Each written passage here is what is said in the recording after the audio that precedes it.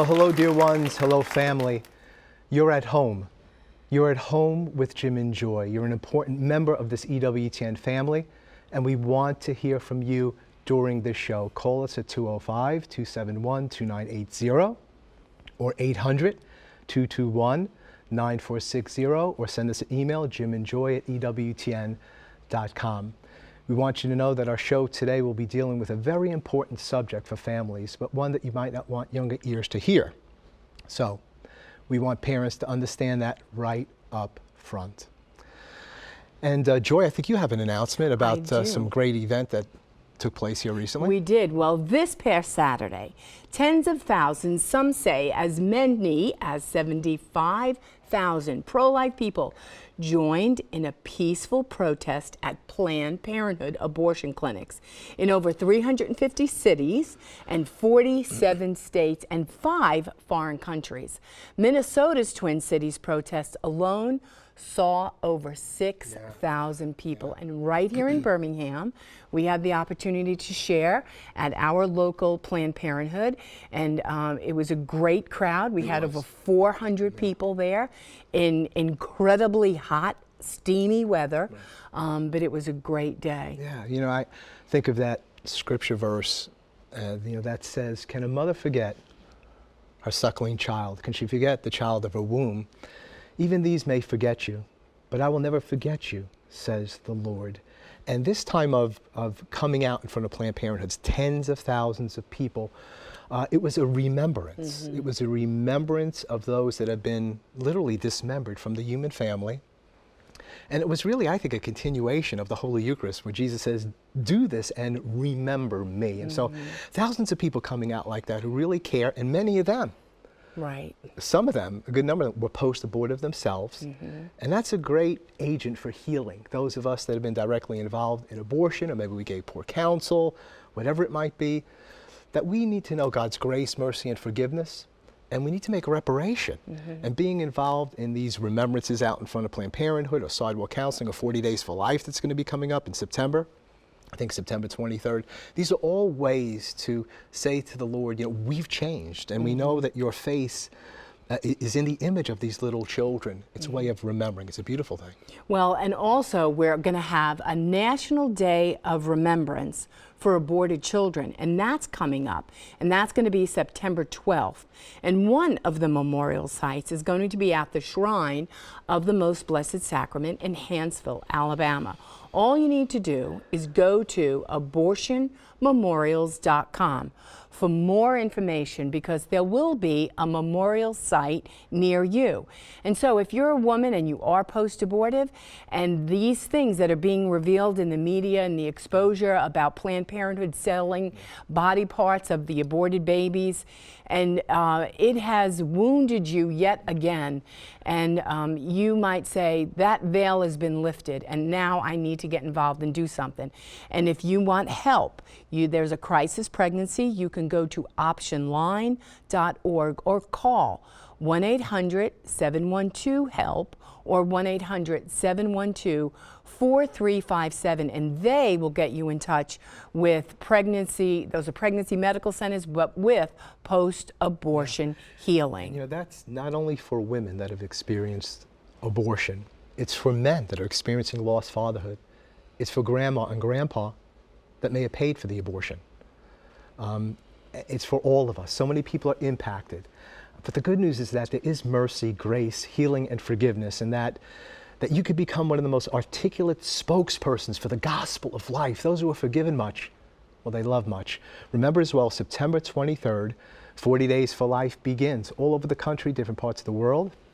It's 40daysforlife.com, 40daysforlife.com for more information. We're going to be going to a break. When we come back, we're going to have Dr. Peter Kleponis. He's a licensed clinical therapist and counselor. He's the leading authority, Catholic authority in the United States on pornography, addiction, and underlying recovery. You're an important part of the family.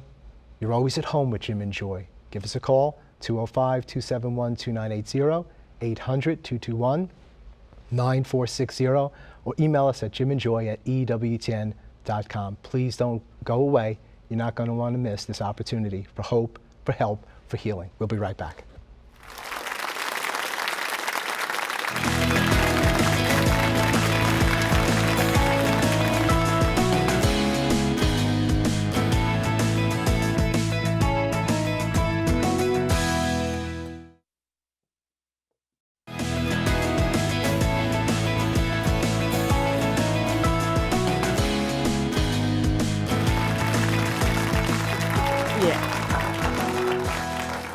Welcome back. Well, you're an important part of the family, and we want you all to be a part of our show. So give us a call at 205-271-2980 or 1-800-221-9460. You can send us an email, jimandjoy@ewtn.com. And today we bring you a very important guest, and his name is Dr. Peter Kleponis. And he is a licensed clinical therapist and a counselor dealing with, entrenched in the area of the muck and mire of pornography. So, Dr. Peter Kleponis, welcome to At Home with Jim and Joy. Thank you for having me. It's and we're wonderful delighted to to be here. have you. So, you're married to your beautiful wife, Maria, of Yes. 8 years. Yes. 2 fabulous sons, John and Matthew. That's right. And you're living in Phoenixville, Pennsylvania. That's right. Well, good. So what we want to talk about today, and we want to get to it because I know this is going to be action-packed. Tell us what exactly pornography is, and really tell us about the epidemic that it is in our country. Well, pornography is any image that leads a person to use another person for their own sexual pleasure. It's devoid of love, intimacy, and relationship, and it's highly addictive. Now, the key word in this definition is use. Using another person for your own sexual pleasure. And that's what it's about. You know, when a man is looking at pornography on the internet, he's looking at that woman. He's not thinking that that's a person with thoughts and feelings. He's not thinking that that's somebody's daughter or wife or mother. He's certainly not thinking about the terrible circumstances that led her into the pornography industry. And believe me, they are terrible. I don't know of any healthy young woman who would say she wants to grow up to be a porn star. All he knows is that she is there for his sexual pleasure and he is going to use her. Right? Now, when I say images, it's not just visual images. You know, images can be created with words. And so we have other forms. I'm sure you're familiar with the 50 Shades of Grey, right? It's pornography that is disguised as a relationship. So, you know, whether it's sexual blogs, chat rooms, or whatever, these are also forms of pornography because they lead a person to use another person. Even if it's fiction, it's still promoting the idea that it's okay to use other people. So these are all the different forms of pornography. And in this epidemic of pornography that you're encountering, one client at a time, and in men's groups, and with priests and seminarians all over the country, the illusion of this false intimacy, right? And so then how does it affect the marriages and relationships and families? It does tremendous damage to relationships and marriages and families. All right. First of all, it provides the wrong message about sexuality and intimacy and so forth. And really it leads men, you know, and women to view people as objects to be used, not as a person. So it's all about how can I use this person? How can I get out of them what I want? It's not about what I'm giving. It forces people to look at each other as you know, merely body parts and not the whole person. You know, and I think this is the key thing that we see in this. You know, Bishop Laverde wrote in a wonderful pastoral letter called Bought with a Price that, you know, this epidemic, you know, it leads us to really see less of the person in the image. You know, because all they are body parts. You don't get to see the full person, and there's where it leads into big problems.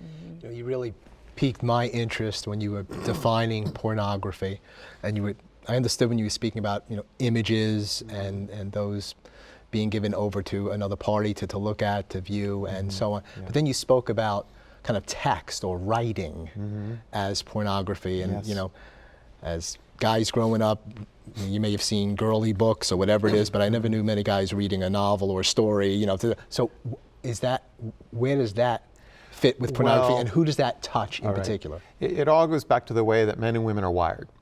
We men, we are wired to be visually stimulated. You know, we see a beautiful girl walk by, we look, automatic. So it's the men who are usually attracted to the visual pornography, the pictures, the photos, the videos. Women are more relationally oriented. They're looking for a relationship. You know, this is why women, you know, they love romance novels and chick flicks and, you know, things like that. So they're attracted more to the erotic literature, chat rooms, social media, things like that. because they're looking for a relationship. It's interesting, there was a study once done where they showed the same pornographic video to two groups, a group of men and a group of women. And they asked them at the end, what did you see? The men saw sex acts and body parts. The women saw a relationship being expressed sexually. So because they're, aroused in very different ways, they're very stimulated in different ways, they're going to be attracted to different forms of media, but still in the end, it can be considered forms of pornography. So who, boys, I'm thinking of, sons and grandsons, and where are they most vulnerable? At what age bracket? And what's going on in their brains with development? And what is it? Just a one-time thing? I mean, how do they get addicted? How does that get created in them? Well, what's scary today is that the average age of when a child first encounters internet pornography is 11. Right? So getting into the middle school years, that's when they're really at risk. Now, anybody's at risk. Small children are at risk if you're not careful, but it's really getting into those middle school years. A lot of times they're getting into puberty, they're getting interested in girls and so forth. They want to know about sex, and this is what kind of leads them into the internet. Most of the time they encounter the internet pornography by accident, but it's easy to get drawn in. Once you're exposed to it, it's very easy to get drawn into it. So. What happens to them chemically? Well, again, this is how men and women are wired differently.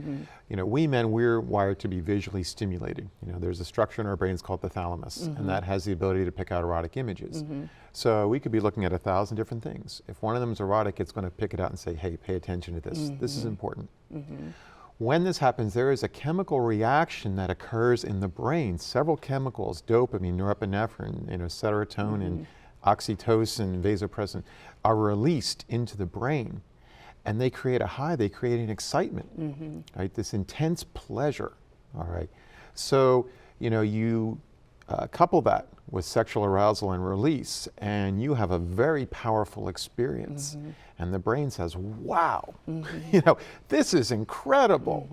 Let's keep going back to this. So anytime we're happy, sad, lonely, angry, bored, burnt out, frustrated, whatever, we're going to go back to this because this is the express train to pleasure, right?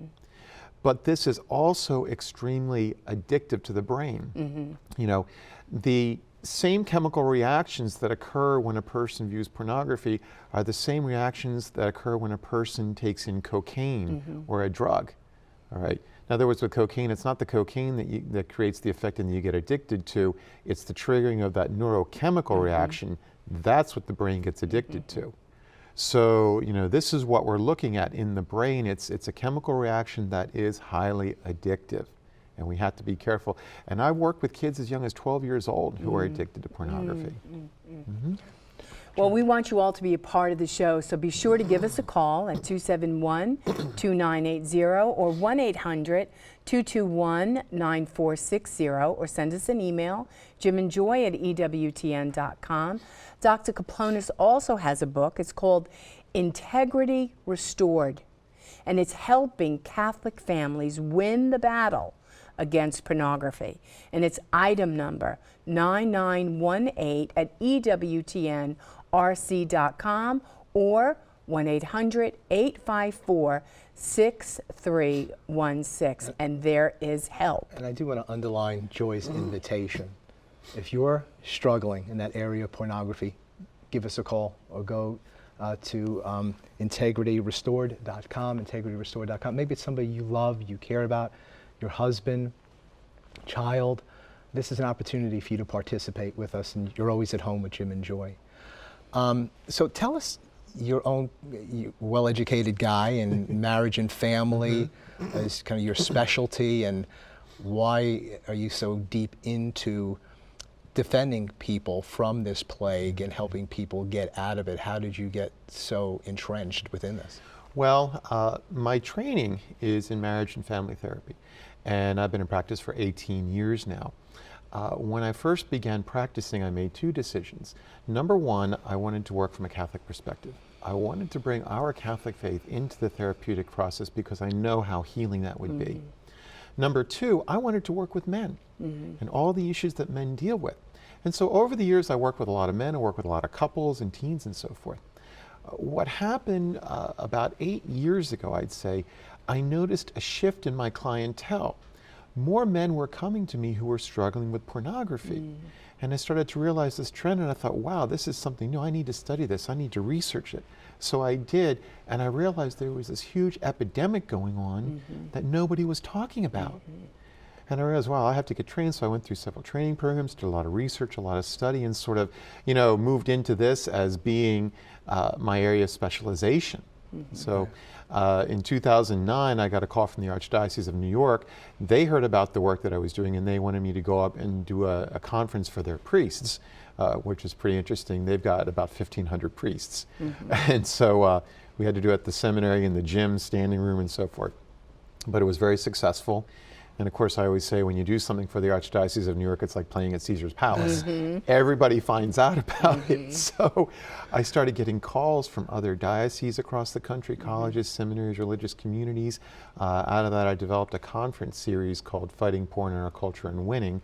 And now I travel around the country educating people on the dangers of pornography, what they can do to protect themselves and their families, and what those who are struggling can do to find freedom and recovery. Great.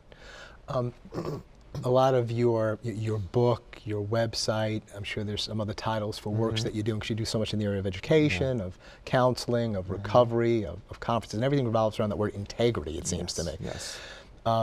Why the use of the term integrity, integrality? Is that the antidote for pornography and other violations against wholeness and chastity? Tell us about, we know why this is bad physically. You spoke about the chemical thing. Why is it an affront to the human person and integrity? Okay. It's interesting. People often ask me, why did I choose the name Integrity Restored? Or my recovery program is called Integrity Starts Here. Well, when a person struggles with an addiction, whether it be drugs, alcohol, gambling, pornography, there's an incredible shame associated with that. And the shame makes them want to hide. So they hide this area of their life. There's this deep, dark secret that they're holding on to. And when you're holding on to that secret, you can't be real with people. You really can't share yourself. Couples, they cannot experience true intimacy if either of them is holding a deep, dark secret. Their lives are split. Right? They're splintered. They're not whole. So, as difficult as it may be, when you bring these deep, dark secrets out of the darkness and into the light, and you treat them and you work on healing and recovery, there's no longer any secrets. You can be truly authentic with people. You're a truly whole, integrated person. What you see is what you get. And this is the way God wants you to be with other people. It's the way God created you. When I'm able to be totally real, no secrets, I can relate to people 100%. I can give love. I can receive love. It's a wonderful experience. And then we are true, and then we are free, right? Exactly. Okay, we have a caller. This is Sam, and Sam's calling us from Ontario, Canada. Sam, welcome to At Home with Jim and Joy, and your question or your comment for Dr. Kleponis. Thank you for having me, Jim and Joy and Dr. Kleponis. Here's my question. How do I build trust back into the relationship with my wife, whom I have hurt for many years with my pornography addiction? How do you build that trust? Well, there's a lot of things. First of all, I would definitely recommend some marital therapy. Really working on restoring trust. It requires constant honesty, openness about everything, transparency, being able to account for your whereabouts 24 hours a day, transparency about money spent, all of that. There are some wonderful support groups for couples that are designed for this. So you can work together on restoring that trust in the marriage. So, it does take a lot, but there are resources out there. There is help out there that can help you do it. You realize you can't do it alone. You need to find the help that's going to help you with that. I think that's a great answer. And in Joy and I dealing with where there's a fracture in the relationship, say an adulterous relationship or whatever, that ruthless honesty, especially for the perpetrator of that, goes a long way with the wife, or if the woman has done the violation with the husband, to say, I want to be transparent. I want to be honest. If there's things you need to see on the computer, or I'm in an accountability group, I'm seeing Father, I'm doing whatever, and you can ask me. And those couples really can make progress. The one that's been violated says he's trying to be out in the open. This was a hidden thing. Once we see people withdrawing from that, or the guy saying, you know, I'm really insulted that you're doing this and that, I kind of like scratch my head and say, how could you say that when this has just gone down several months ago? Then, you know, I don't know where this is going to go. So I think the thing of honesty, various groups, maybe a retro vie as well in terms of healing in that marriage. But I think the wife knowing, you know, this relationship is the most important thing, you know, in my life. You know, our marriage together, I fractured some things here. I want to own responsibility for this, and I want to work on this individually and together. Yeah, and being honest, that's a very difficult thing. It's hard, you know, and I don't recommend couples just, or, you know, the perpetrators blurting out everything at once, or even worse, giving it in installments. So, like, what I recommend is doing it with a therapist. When I work with couples, we'll come in, we will have a formal disclosure session where everybody prepares for it ahead of time. Then we come in, everything's disclosed, you know, the spouse can ask any questions. You know, now it's very difficult and you're kind of worn out after it's over, but there's a freedom for that, because afterwards, you know, the wife feels okay, now she knows everything. There's nothing else that needs to be revealed. And for the husband, there's a freedom because he no longer has to carry any secrets. And that then creates sort of a baseline where they can start really building a healthy marriage again, you know. And again, you know, working with other couples, other groups is so important. You need to see other couples who have been through this and then come through it. I kind of, you know, I'm reminded of the old diet ads you used to see in the newspapers. You have the before picture and the after picture. Well, right now you feel like the before picture. You need to see an after picture to see that couples, they can make it through, they can restore their marriages, and they can be even stronger than before this ever happened. Yeah.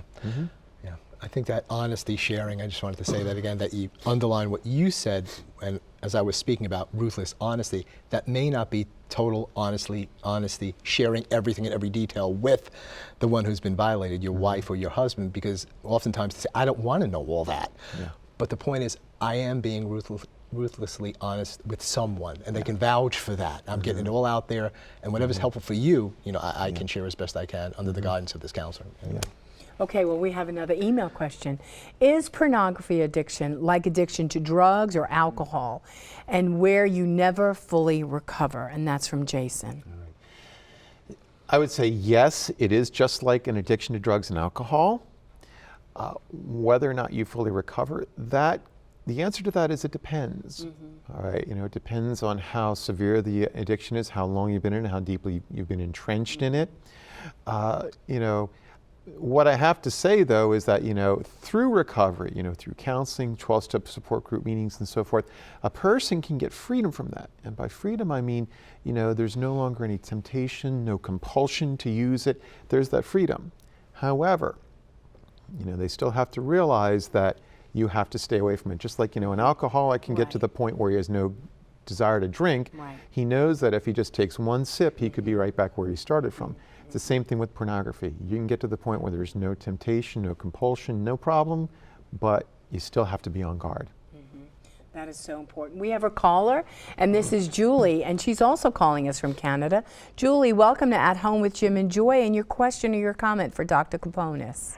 Thank you. Yes, my question is, lately in the news, there's been a lot of reports about an upsurge in rape and rape cases, and I was wondering if pornography maybe has some sort of an impact on an individual, on a man, and so that he can no longer see the integrity in the other person, that he can't accept when she says no, if that might be part of the problem. Because often the defendants will simply say, well, it was consensual. And I'm just wondering if maybe when you watch enough pornography, you just automatically assume that everybody's going to go along with this, or what the situation might be. Thanks so much for your insightful Very interesting remarks. insight. Yeah, I mean, there have been many studies done showing a very strong correlation between viewing pornography and sexual violence, you know, whether it's rape or any other kind of sexual assaults out there. There is a very strong correlation. You know, first of all, you know, in pornography, there's a lot of violence in there, a lot of violent sex. And in pornography, you know, the women in porn, they're acting like they love it, they want it, they can't get enough of it. And so what happens is men, you know, tend to interpret this as, all right, this is the kind of sex that women want. And of course, when they say no, they really mean yes. And I think this has contributed to an upsurge in rape cases, date rape, and so forth. You know, we see a lot of this on college campuses. You know, had friends over the years, and some of them would say, and I wasn't Catholic at the time, and I was really caught off guard by this, but they would say, well, in marriage, we're gonna watch a porn movie together, as if that was going to do something for their sex life. And I'd be like, what? Yeah. What about that? Why that?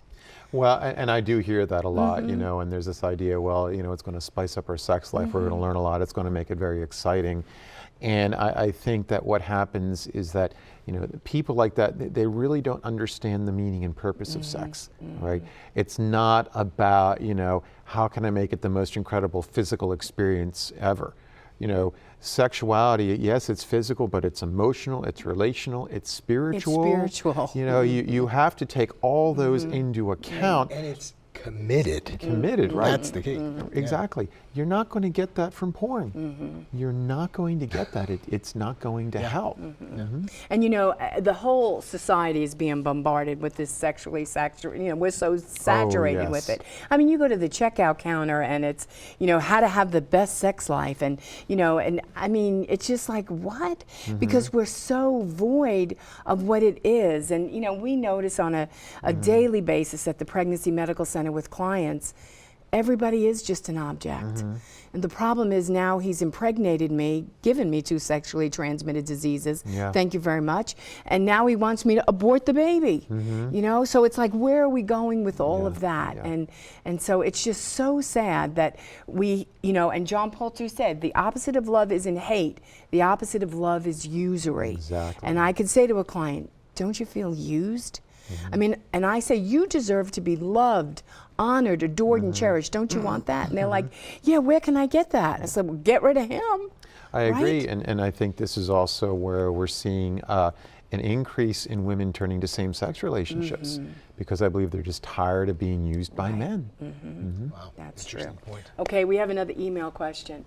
I'm really upset because my husband and I have done our best to keep our children away from the filth on the internet, with child protection sites, restricted accesses, keeping our computer in the living room. But somehow, they still came across bad sites. My sons are only in middle school, and I have no idea how they heard about these websites. And I know that they even tried to be sneaky about it, but I review their browsing history, and that's when I found it. My husband doesn't know yet, and I know he'll be angry. How do we address this in a way that won't alienate our children? And this is from Elizabeth in California. Yeah. And here's where these kids really are victims, all right? You know, middle school, that's when kids are getting into pornography. And, you know, mom and dad can protect them as best they can at home, but every day they're going out into the world. They're going to school, they're going to friends' houses and so forth. Many of their friends have smartphones. And this is where they are encountering the pornography. And this is why I tell parents, you know, up until the middle school years, yeah, we have to protect the kids. Do whatever we can to make sure that they don't encounter this stuff. But once they get into middle school, that's when we have to educate them. Right? This is where you have to sit down with them and say, hey, look, you know, we know there's all this stuff out there. We know that you're coming across it.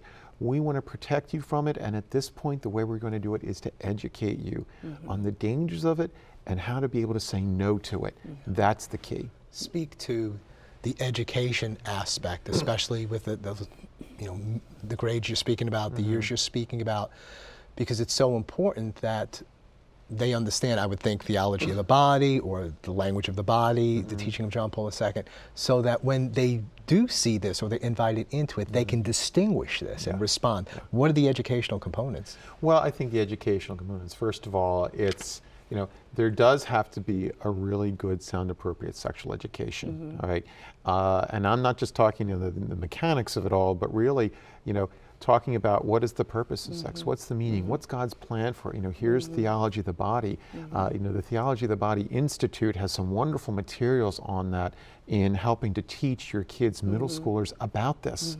All right. We also need to teach them, you know, the dangers of pornography, how, you know, it is about using people, and that the sex that they see in porn is not healthy. Right. It's not, in fact, it's very dangerous.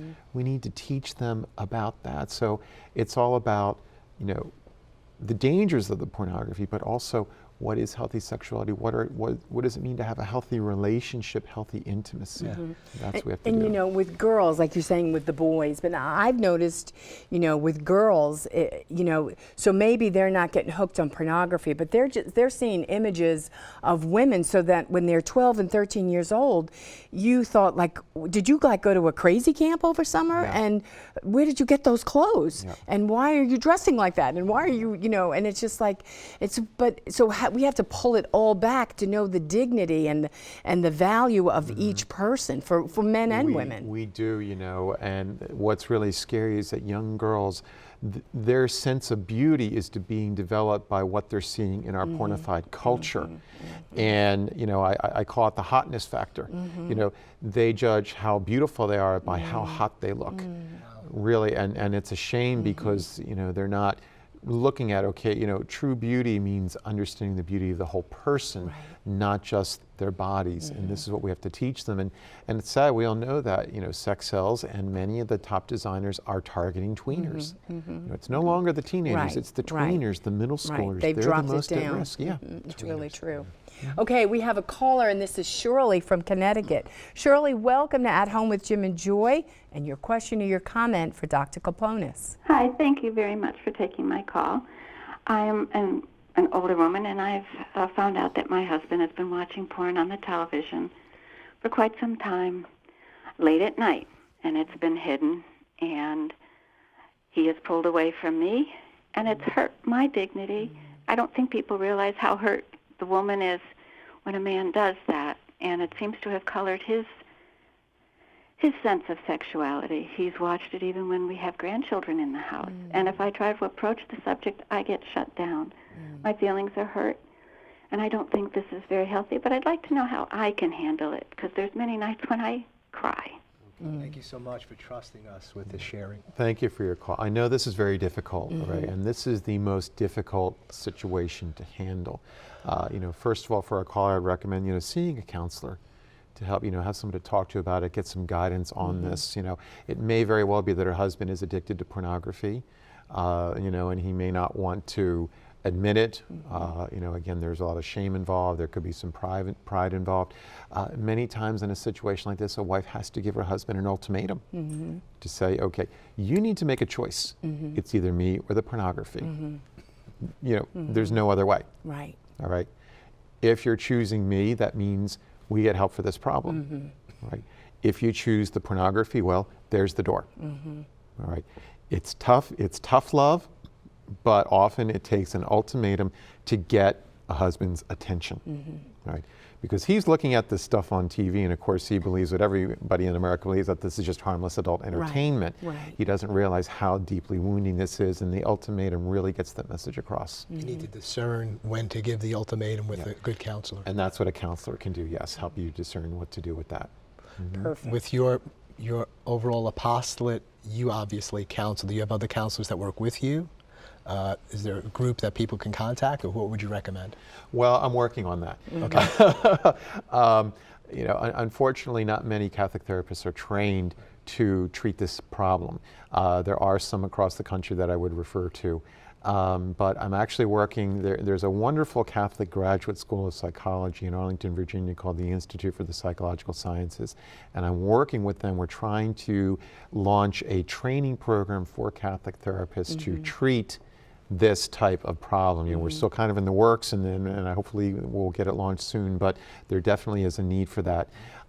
There's a wonderful site called CatholicTherapists.com that people can go to. They can contact therapists and really ask a therapist, you know, be afraid to say, you know, are you trained to treat this type of issue?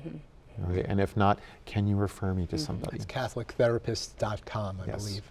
Okay, we have another email question. We're seeing a large number of cases lately of female teachers engaging in inappropriate sexual conduct with students. And in your experience, do you see a link to pornography addiction in these cases? It seems that little is said about women getting hooked on pornography. Is there therapy and healing at any different cases from the cases of addiction in men? And this is from Janet in Indiana. Well, I don't know the connection of these, these female teachers having sex with students and pornography, but I do know that pornography addiction is on the rise for women. Now, the current research shows that among pornography addicts, 83% are men and 17% are women. So it's still mainly a men's problem. However, it is growing for women. And again, for women, it's not the visual porn, it's the chat rooms, the social media, the erotic literature, blogs, and stuff like that. Now, with that, because women are getting into this social media, and they're getting into these chats that are very sexual, very erotic, this is actually more dangerous for them because studies have shown that women are more willing to go out and meet the men that they've met online, which could put them in very physically dangerous situations. Another trend that I see that is frightening is that there is a small yet growing population of young women who are becoming addicted to visual pornography, the kind that men view. And to me, this is saying that our culture and this pornography, it's sort of rewiring their brains to become masculinized and think more like men, and this is why you see women, I think, becoming more aggressive out there with men. So, there's a lot of danger coming out of this whole pornographic culture. And we just had a situation in our broader area here in Birmingham, and heard it on the radio that a girl had gone missing in one of our communities, 14 years old, or she was taken or whatever, and so everybody's all upset. And we found out later on that she was 14 years old and had met somebody online, an older guy, and was going to meet this person and was with this person by the time the police got there. So this is the kind of thing, again, where these women predominantly enter into these kind of relational things that seem so kind of meaningful, but really it's really pornographic and false intimacy. And you have to realize, these women, they're very lonely. They're very lonely, they're very hurt, they're very wounded, maybe they've had some really bad experiences in relationships, and so for them, starting out with the internet, it's a safe place. But, just like the visual pornography for the men, this kind of porn can really draw them in and they can really become addicted to it. Okay, we have another caller, and this is Maria, and she's in Pennsylvania. Maria, welcome to At Home with Jim and Joy, and your question or your comment for Dr. Kleponis. You talked about sessions with husbands and wives regarding full disclosure. Well, only by accident did I learn about my husband's pornography and unfaithfulness that had took place for many years. I need to know, and I want to know everything, but he won't tell me except for crumbs, which I dug up by myself by being a detective. And even when I present the facts, and he still denies, and he says that it wasn't as bad as you imagine.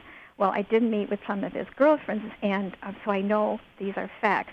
Now, because I don't know everything, on a daily basis, I see or hear something that reminds me of his unfaithfulness and his pornography, and my heart gets so heavy, and I cry on the inside. If I tell him what's bothering me, he says, oh, here we go again, and he continues to trivialize his years of porn and unfaithfulness.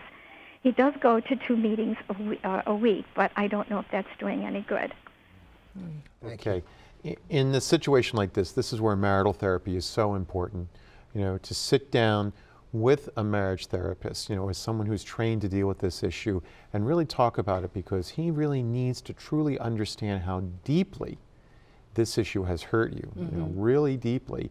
And he needs to understand the need for full disclosure. And again, he can work with the therapist to plan a disclosure session where you can sit down and really disclose everything in a safe environment. What he's doing is really sort of a defense mechanism. He knows what he did is wrong. He knows how much it hurt you, but the shame and the guilt and the embarrassment are making him just want to push it away and say, oh, it's no big deal.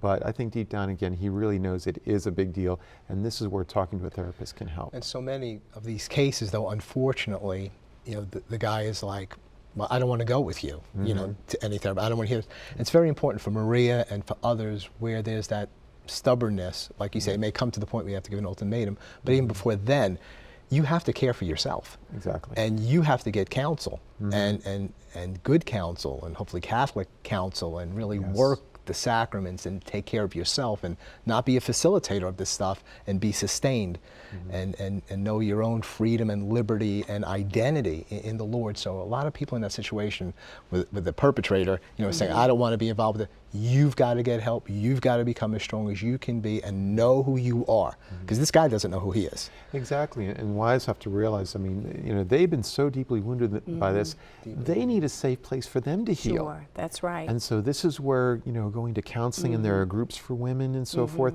You know, for many of these women, they're dealing with trauma. We call it betrayal trauma. And it affects every area of their lives, and so they need to find a safe place for healing. Amen. Okay, we have another caller, and this is Matt, and he's calling us from California. Matt, welcome to At Home with Jim and Joy. Your question or your comment for Dr. Kleponis. Hi, Doctor. I was reading recently about a Catholic priest exorcist in Spain, in Barcelona, and he feels that any kind of addiction, especially to porn, is diabolical in nature, that it's a type of possession. Do you agree with that there is a demonic influence with porn addiction that we're seeing? And if so, do you think there's something that can be done to help people with that, such as deliverance prayers and that type? Thank you, Matt. Yes, I do think this is demonic. I mean, there are, you know, there's Satan, there's the spirit of lust, there's the spirit of selfishness. You know, there is a spiritual battle going on here. You know, there really is, you know, and I talk to my clients, it's kind of like this, you know, you get tempted to view pornography, all right? And of course, this little voice inside says, you know, you really shouldn't do this, right? That's your conscience. That's the Holy Spirit speaking. But then there's this other side that says, oh, go on and do it. No one's going to know about it. You're only going to be on for a few minutes. Everybody does it, all right? That's coming from the evil one, all right? You know, and this little argument that goes back and forth, you know, it may take less than a second, but yeah, it is there. And you have to realize that. And yeah, I mean, prayer is so important. This is part of, you know, part of my recovery program includes a strong spiritual plan, which includes prayer. Sacraments are so important. You know, it can include deliverance prayer, you know, from a trained priest. You know, we have to be very careful with that. Scripture study. You know, these things are so important. You know, even, you know, for a lot of the men, you know, parish men's groups, Bible study groups, faith sharing groups are so important. You know, we need to bring God into this therapeutic process because, you know, there is a strong spiritual element. You know, prayer and fasting are very important parts of this too. We can't, you know, take out the spiritual element in the whole recovery process. You know, the eye is so important for the man. You know, you think of the scripture that says something like, you know, if the eye is sound, your whole body will be sound. But if it be something else, then you're contaminated. And just the little song, right? Be careful, little eyes, what you see. Be careful, little eyes, what you see, because someone up above is looking down in love. Be careful, eyes. I mean, that is critical, that we're looking upon the crucified Christ, that we're looking at truly beautiful things and letting our eyes light upon that to renew our hearts and change our minds. Yes. You know, one of the things that, how should a parent respond to a son or a daughter, like, you know, when now this whole social media mess of sexting, like, so maybe he's not on the internet and he's not into porn, but this stuff is coming along his way. I mean, what is the best way for a parent to respond to that without shutting him down or her down? And what is sexting? Yeah. Well, sexting, okay. Sexting, it's basically this, you know, I'll give you the example. You have a young couple, 14-year-old boy and girl, and they're in love and they're dating, and the boy says to his girlfriend, he says, babe, you're so hot, you're just like a porn star. Why don't you take some nude pictures of yourself and email them to me? And she thinks to herself, wow, this is great. He thinks I'm a porn star. Right. He loves me. So late at night, she goes into the bathroom, she takes her clothes off, she pulls out her camera phone and starts taking all these pictures of herself nude and emails them to her boyfriend, all right? That is sexting, right? You know, of course, you know, he opens them up, and what she doesn't realize is as soon as he opens them up, chances are he's going to send them to his buddies, and those pictures will be all over, you know. This is sexting. Now, when it comes to with teens, like I said, the biggest thing is education. We need to educate them on the dangers of pornography, the dangers of sexting. You know, what a lot of teens don't know is that when they engage in sexting, what they're really doing is creating child porn. And there are teenagers who have actually been arrested for child porn. There are teenagers who are on their state's listing of sex offenders because of that. They have to realize the dangers of that. Conversely, we also have to teach them about healthy relationships, healthy respect for oneself, for other people. This is something they need to understand, and obviously they're not getting that from the internet or from their peers. We're going to take a break at this point, but don't go away. We'll be right back with Father John Paul, and we'll hear also from Bill May. We've been speaking with Dr. Peter Kleponis from Integrity Restored. We'll be right back.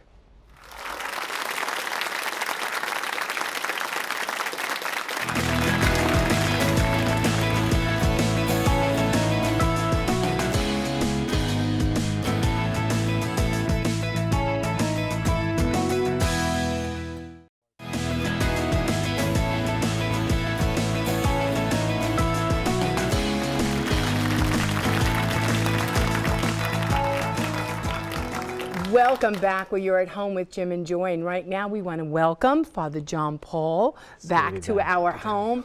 But you know, we just had a wonderful interview with Dr. Kleponis, and you can get his book, Integrity Restored, Helping Catholic Families Win the Battle Against Pornography. And that's item number 9918, and it's at EWTNRC.com. Or you can call 1-800-854-6316. Know that help is on the way.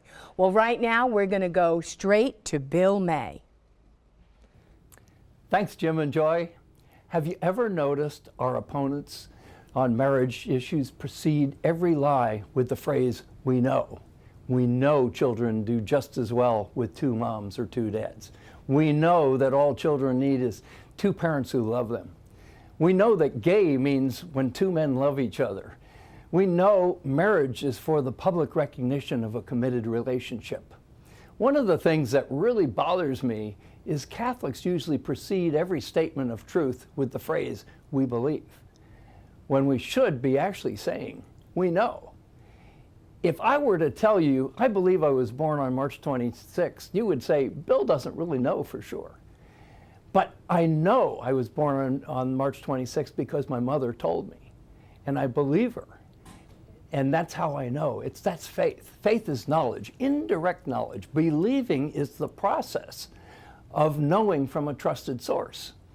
When we say, believe this or believe that, we're telling people we're not really sure, or making a relativistic statement that this is true only for those who believe. Opponents misinterpret us as trying to push our beliefs on them. The Church deals in reality. We know that Christ is fully present in the Eucharist. It's a fact. We know life begins at conception as a fact from science. We know that marriage unites a man and a woman with each other and any children born from the union because that's a true statement. It's a fact that doesn't even depend on belief in God. Back to you, Jim and Joy. So much, Bill. Another great word from Bill May. Yeah, he's prophetic.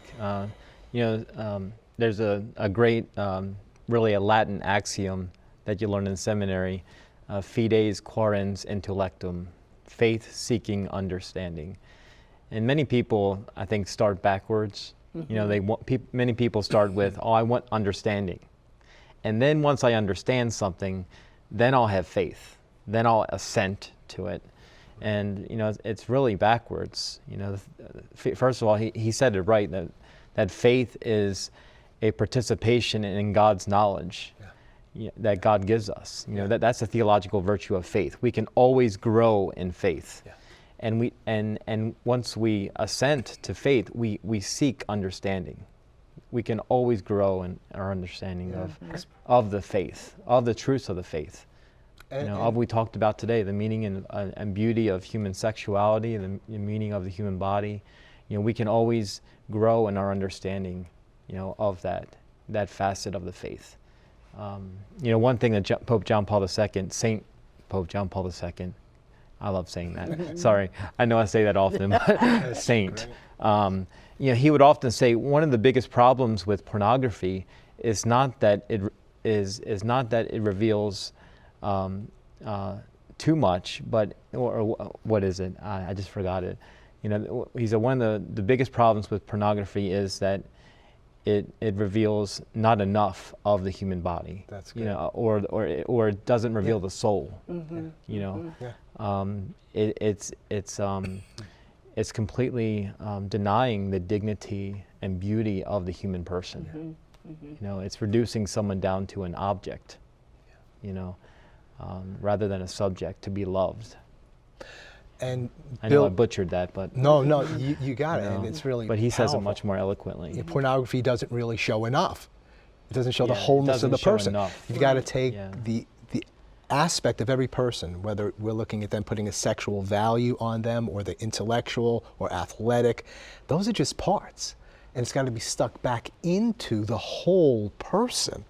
You got to get the whole thing comprehensively, and deal with a person as a whole, integrated human being. This is critical, I think, in terms of what Dr. Kleponis was sharing about in rearing our children, to understand the dignity and the beauty and the grandeur of their own lives and of the human person, that they would be at home with who they are, be at home with being a human being, and being affirmed by their fathers and their mothers. That's why we need fathers and mothers, so that when they're tempted in other ways or things come out, they recognize that this is a falsehood. This is a falsehood. They know who they are. You're telling me to be something else. I recognize this as false. I will not go that way.